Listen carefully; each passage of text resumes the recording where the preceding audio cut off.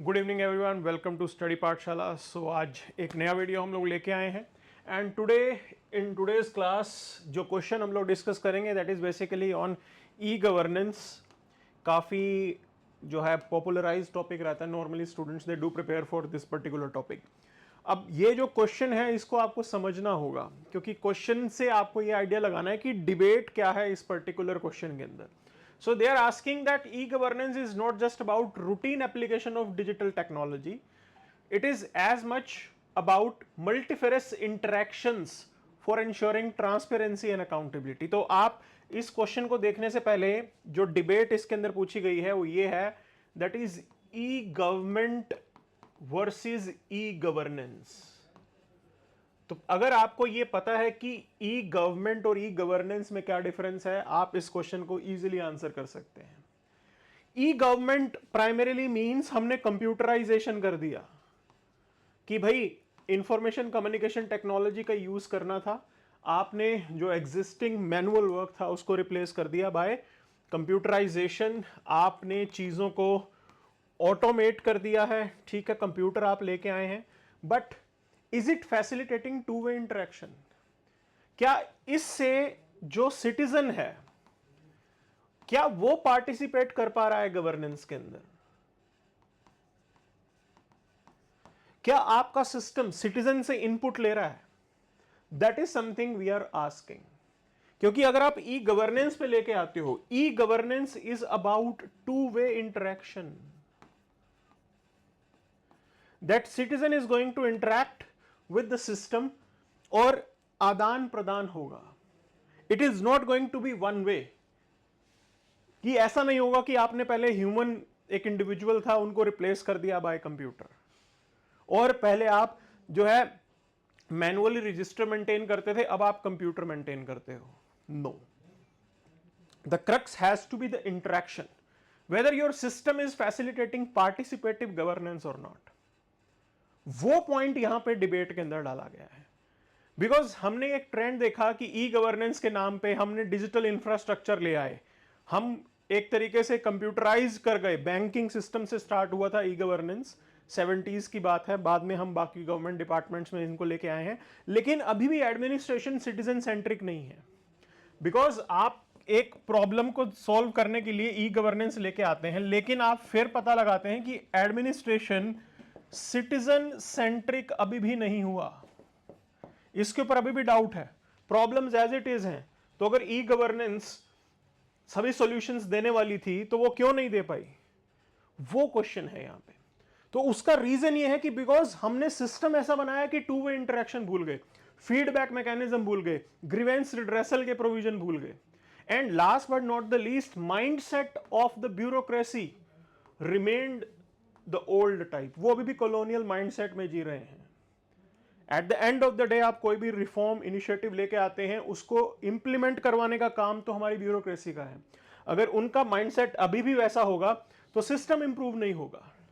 That is the big idea, and that's why they are saying, इसी context में वो कह रहे हैं कि evaluate the role of interactive service model, जिसके अंदर आप सिटीजन के साथ इंटरैक्ट करोगे, उस सर्विस मॉडल को लेके आइए। That is something that they want. तो सिटीजन एंड एंगेजमेंट की बात करते हैं, two way communication, participative governance, ये हम एक्सप्लोर करना चाहते हैं। सिटीजन स्टेक होल्डर तभी होगा जब आप उसके फीडबैक्स ले रहे होंगे। Citizen is allowed to ask question and prompt reply भी चाहिए। That is something which we want here.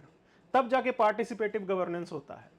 Platform facilitate करना पड़ेगा so that you can take inputs from the public, आप जनता से इनपुट ले सकें। That is how the participative governance is about. And आपके पूरे सिस्टम को ट्रांसपेरेंट बनाना पड़ेगा, अकाउंटेबल बनाना पड़ेगा। If public is asking some question कि कुछ गलत हुआ है, उसका जवाब देना जरूरी है। That is what is required here. आप अलाउ करेंगे that whatever malpractices that are happening, उसको रिपोर्ट करना, उन इश्यूज को हाईलाइट करना, and you want to make your government official accountable. वो चीज यहां पे आप रिफ्लेक्ट करेंगे, तब आएगा गुड गवर्नेंस, तब आएगा e governance. Efficiency in service delivery, streamlining the process. अभी हुआ क्या, हम कंप्यूटर तो ले आए लेकिन प्रोसेस मैकेनिज्म सेम रहा।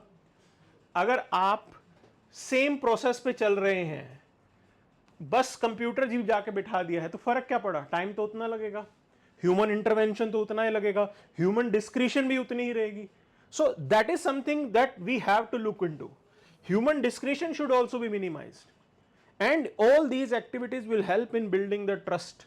और ट्रस्ट बनाने के लिए सबसे जरूरी चीज है reliable communication and quick response if people are asking any question.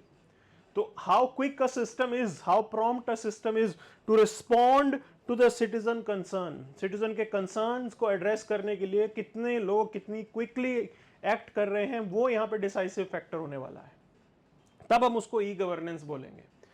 So definitely अब डिजिटल इंफ्रास्ट्रक्चर तो हमें चाहिए, बिना उसके तो बात बनेगी नहीं, and that is one of the challenges as well. तो अगर आप इसके चैलेंजेस देखेंगे, so accessibility and equity is still a challenge. Rural urban divide, gender divide, that is still visible. Data security का एक मेजर इशू है. आपको सब कुछ आप डिजिटल कर रहे हो, you want people to interact, people to participate, and if we are not able to protect their privacy, तो फिर कैसे आप इस सिस्टम को लेके जाओगे, पब्लिक ट्रस्ट बनेगा ही नहीं. तो right now we do have a data protection law, ये अच्छी चीज है, बट ये data security and privacy, that is something we want to facilitate. Change management. Now अभी प्रॉब्लम क्या है, bureaucracy is resistant to change.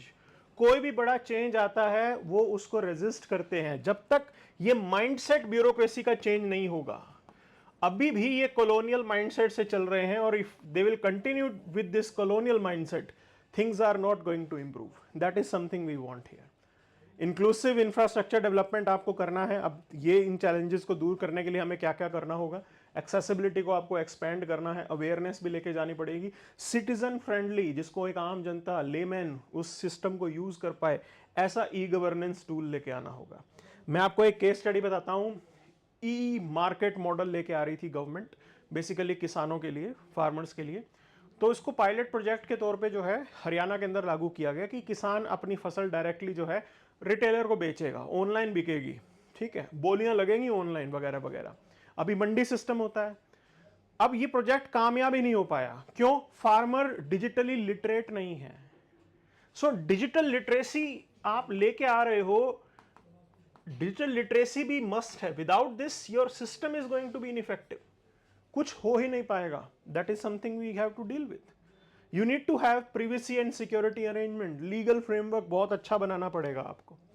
Training and development पे focus करना है आपको, and collaboration, that is again the idea. So these are few things that we have to take care of. ये सारी चीजें आप करेंगे, then only we will have a robust e governance model. And most important and critical part in this is that till the time you don't change the mindset of bureaucracy and the political will, क्योंकि इधर तो process भी change करना पड़ेगा, everything has to be, you can say, upgraded. जब तक ऐसा नहीं होगा, मल्टीपल डिपार्टमेंट्स में उनका एक्सेप्टेंस नहीं होगा, आप ई गवर्नेंस के ट्रू बेनिफिट को रियलाइज नहीं कर सकते हो. एंड ई गवर्नेंस हमारे लिए आज करना भी आसान है, because we are on a digital, you can say, path. हम डिजिटल इंडिया लेके आ रहे हैं, ऑलरेडी गवर्नमेंट सर्विसेज हम डिजिटल सिस्टम के थ्रू इंप्लीमेंट करवा रहे हैं. So definitely this could be one thing that we can work upon, and we can easily improve the good governance. So that is what we have here. E-governance is a tool for good governance. That could be your concluding remark. So this is what we have for today. Thank you very much.